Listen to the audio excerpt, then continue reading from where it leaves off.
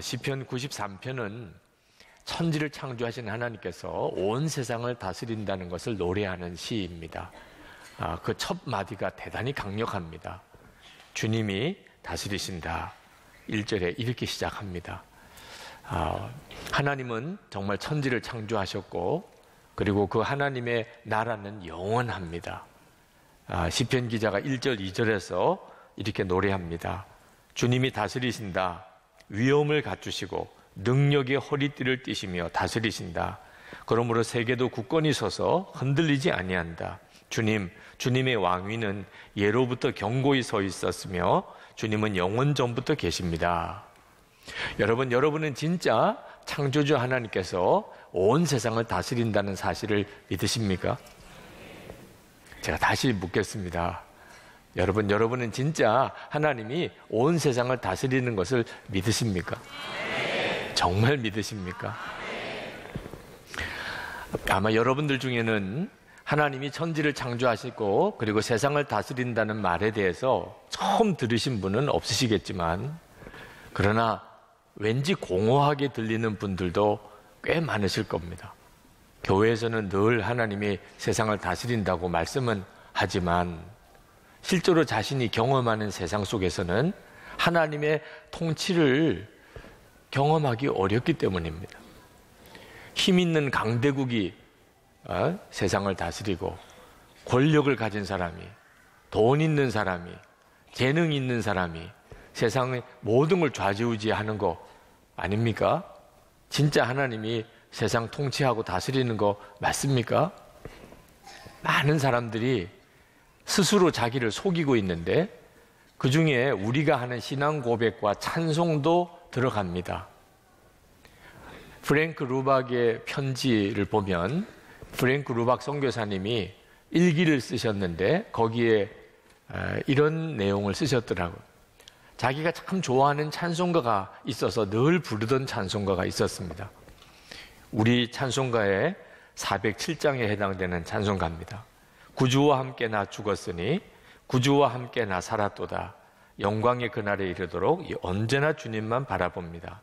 언제나 주는 날 사랑하사 언제나 새 생명 주시나니 영광의 그날에 이르도록 언제나 주님만 바라봅니다.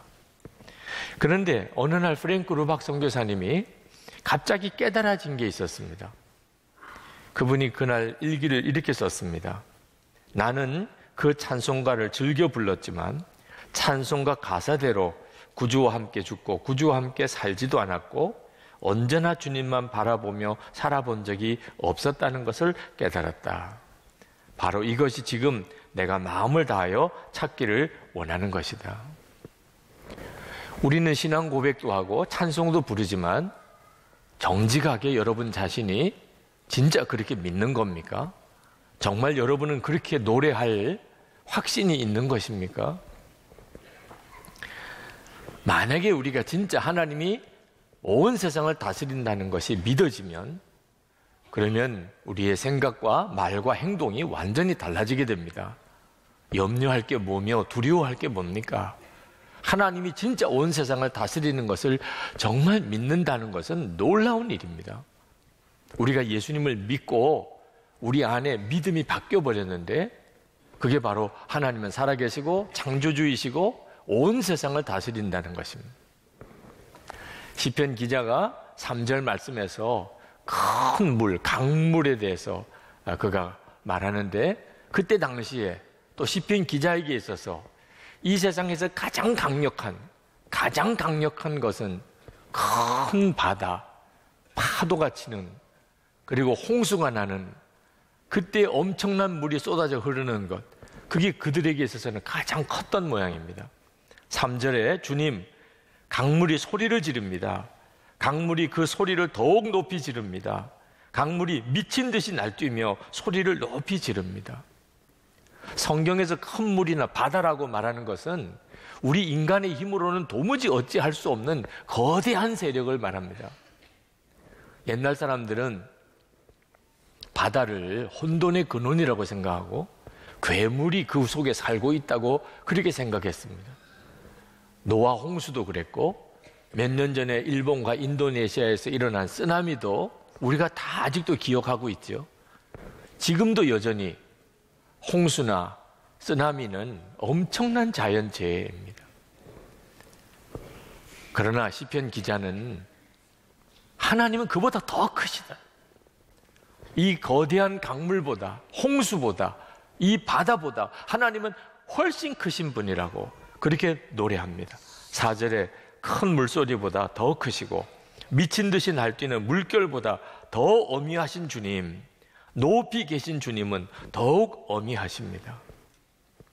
예수님께서 바다를 잔잔하게 하신 사건 다 잘 아시죠? 마태복음 8장 26절부터 예수께서 일어나사 바람과 바다를 꾸짖으시니 아주 잔잔하게 되거늘 그 사람들이 놀랍게 여겨 이르되 이가 어떠한 사람이기에 바람과 바다도 순종하는가 하더라. 하나님은 바다도 잔잔하게 하시는 하나님이십니다. 근데 문제는 그게 믿어져야 되는 거죠. 분명히 성경은 그렇게 이야기를 합니다. 그런데 믿어지지 않으면 아무 소용이 없는 거죠. 하나님은 바다보다 크시고 바다도 잔잔케 하시고 하나님은 이 세상의 어떤 세력보다도 어떤 힘 있는 자보다 더 크신 하나님, 온 세상을 다스리시는 하나님, 이게 믿어지면 그 다음부터는 하나님 믿고 하나님 말씀대로 순종하고 살게 되는데 안 믿어지면 그 다음부터는 뭔가 의지할 것을 찾아 헤매게 됩니다. 여러분, 하나님이 진짜 안 믿어지는, 이 세상을 다스리고 계시다는 것을 안 믿어진다는 것은 정말 두려운 일입니다. 우리가 이 세상 살아가는 동안에 믿고 의지할 대상이 반드시 필요합니다. 그런데 하나님이 안 믿어집니다. 그러면 전혀 믿을 만한 분이, 믿을 만한 대상이 못 되고 도저히 믿어서도 안 되는 그런 대상을 의지하게 됩니다. 하나님이 안 믿어지니까 결국 그것 때문에 망하고 무너지고 비참해지는 겁니다. 믿지 말아야 될 것을 믿었고 의지하지 말아야 될 것을 의지했기 때문입니다. 중국이 우리나라 경제를 도와주고 통일을 도와줄 거라고 그렇게 믿었던 사람들이 많았잖아요. 그런데 지금 어떻습니까? 중국 믿을만 합니까? 미국이 우리를 도와줄 거야. 6.25 전쟁 때 우리를 도와줬잖아. 미국이 우리를 지켜줄 거야. 이렇게 생각하는 사람도 있는 것 같습니다. 그런데 여러분, 진짜 미국 의지할 만합니까? 아니, 왜 우리가 중국과 미국을 자꾸 붙잡습니까? 하나님을 안 믿으니까요. 하나님이 우리를 지켜주신다는 게 안 믿어지니까 믿어서도 안 되고 믿을 수도 없는 대상을 자꾸 붙잡고 의지하다가 이렇게 어려움 겪고 저렇게 좌절하는 거예요. 이스라엘 백성들이 바벨론의 포로로 잡혀갈 때 그들은 하나님이 안 믿어졌었기 때문에 주변에 있는 강대국 의지하고 그러다가 무너진 거예요. 이 조선시대에 왜 만렵에 우리나라를 잃어버렸습니까? 하나님을 믿지 못하니까, 진짜 믿어야 될 하나님을 믿지 못하니까 이 나라 믿자 저 나라 의지하자 그렇게 서로 싸우다가 결국 나라 다 잃어버렸잖아요. 하나님이 믿어지지 않는 것은 두려운 일입니다. 개인적으로도 마찬가지입니다. 여러분, 하나님이 믿어지지 않는 사람은 돈 믿습니다. 돈이야말로 진짜 확실하잖아요. 이거 돈 있으면 안 되는 거 없잖아요. 근데 여러분, 진짜 그렇습니까? 돈 믿을만 합니까? 그래서 다들 돈 때문에 다 무너지는 겁니다. 가정도 인생도 건강도 다 무너지는 겁니다. 돈은 절대로 믿을 대상이 못 됩니다. 돈만 바라보고 살면 사람이 이상한 사람이 됩니다. 미국의 유명한 프로 야구 구단인 뉴욕 양키스 소속의 어느 야구 선수가 구단과 이 연봉과 계약금 이 협상을 이렇게 했는데 그 부인 이 인터뷰에 나와서 이야기한 내용이 실린 책을 보았습니다. 이 야구 선수, 이 부인의 남편이 구단과 지금 연봉을 그리고 계약금과 그 전체 총 그 계약 금액이 8,900만 달러 아니면 9,100만 달러, 그 둘 중에서 지금 협상을 하고 있는 겁니다. 8,900만 달러라고 그러면 지금 환율로 따지니까 1,006억 정도 되더라고요. 9,100만 달러는 1,027억쯤 돼요. 상상이 잘 안 되는 금액이죠. 그런데 이 선수는 9,100만 달러가 됐으면 좋겠고 구단에서는 8,900만 달러를 주겠다고 오랜 기간 동안 줄다리기를 하다가 어느 날 저녁에 남편이 집에 들어오는 것을 아내가 이렇게 썼습니다. 남편이 집에 들어오는 모습을 보고 8,900만 달러에서 9,100만 달러로 상향 조정하도록 구단을 설득하지 못했다는 사실을 직감했어요. 그는 큰 거절감을 느꼈죠. 우리 인생에서 가장 슬픈 날이었습니다. 여러분, 이 표현이 이해가 됩니까? 지금 1,006억이냐 1,027억이냐 이 문제 놓고 논의하다가 이게 1,006억이 됐는데 우리 인생에서 가장 슬픈 날이었다. 우리같이 평범한 사람은 잘 그 경지를 이해를 못하겠어요. 세상에 무슨 그런 슬픈 날이 있겠어요. 그러나 돈만 바라보고 사는 사람에게는 그렇다는 거예요. 돈이 얼마나 우리를 무섭게 만드는지, 완전히 우리를 비정상으로 만듭니다. 여러분, 사람 믿을만 합니까? 하나님 믿지 못하니까 사람 의지하게 되는 거예요. 사람 의지하고 사람 믿고 살다가 배신 느끼고 상처받고 좌절하고 우리가 살아가는 인생이 내내 그런 거 아닙니까? 여러분, 왜 자꾸 사람이 의지가 됩니까? 진짜 믿어야 될 대상인 하나님이 믿어지지 않으니까 그런 거죠. 우리 인생의 가장 큰 불행, 하나님이 다스린다는 게 믿어지지 않는 것. 그때부터 방황이 시작이 되는 겁니다. 믿고 의지하지 말아야 될 것에 모든 걸 의지하다가 인생이 무너지는 것을 경험하는 것. 여러분, 우리가 건성으로 하나님이 다스리신다 이렇게 고백하는 것은 정말 두려운 일입니다. 하나님이 다스린다고 하는 이 고백이 진짜여야 하는 거예요. 이 믿음이 진짜여야 하는 겁니다. 시편 기자는 5절에서 담대하게 선언합니다. 주님의 증거는 견고하게 서 있으며 주님의 집은 영원히 거룩함으로 단장하고 있습니다. 그러나 여전히 답답한 분들이 있으실 겁니다. 이 고백은 너무 담대하지만 답답해요.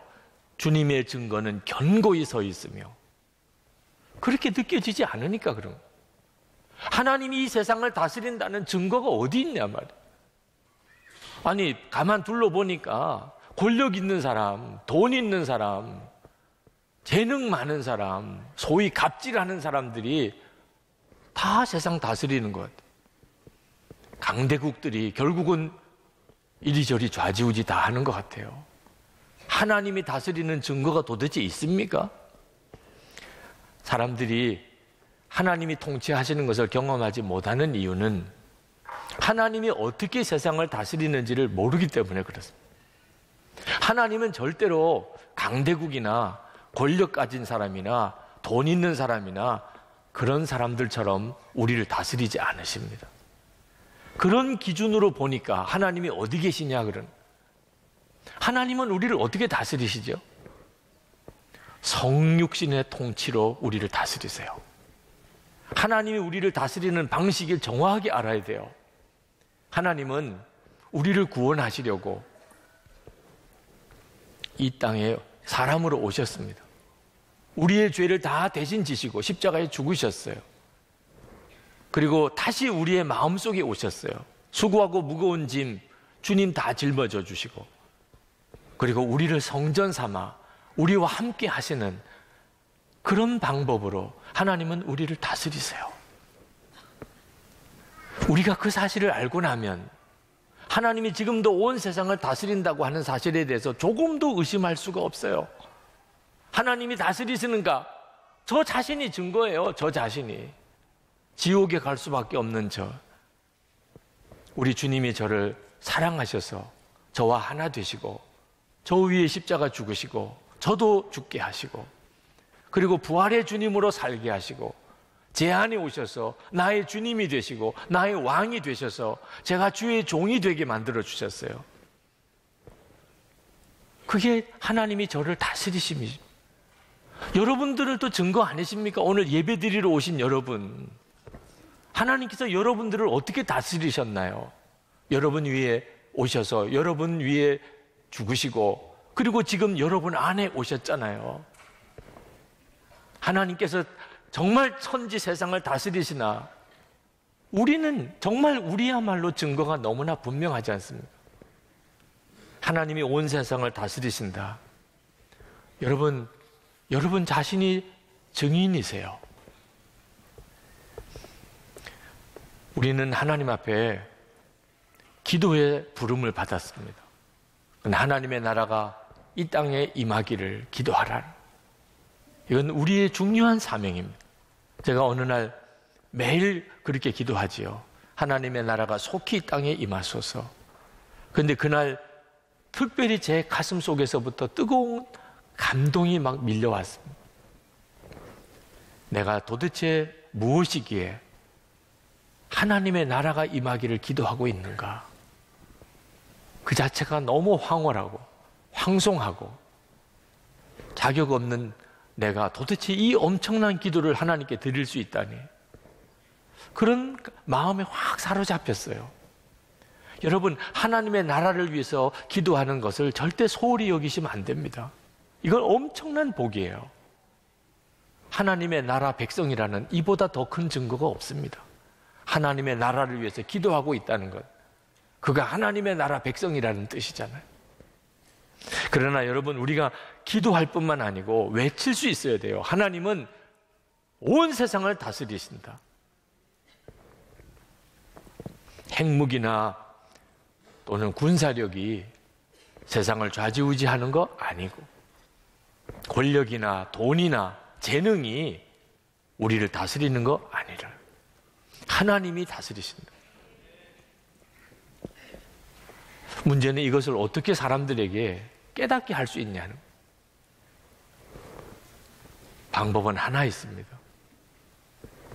하나님을 믿는 우리가 하나님의 다스림을 받으면서 사는 겁니다. 세상 사람들이 우리를 보면서 철저하게 하나님에게 복종하고 또 복종하는 것을 볼 때 하나님이 계시구나, 정말 하나님이 다스리시는구나 하는 사실을 인정하게 되는 거예요. 여러분, 이건 정말 놀라운 일이에요. 가정에서, 일터에서 하나님을 믿는 우리들이 하나님의 다스림을 받으면서 사는 것.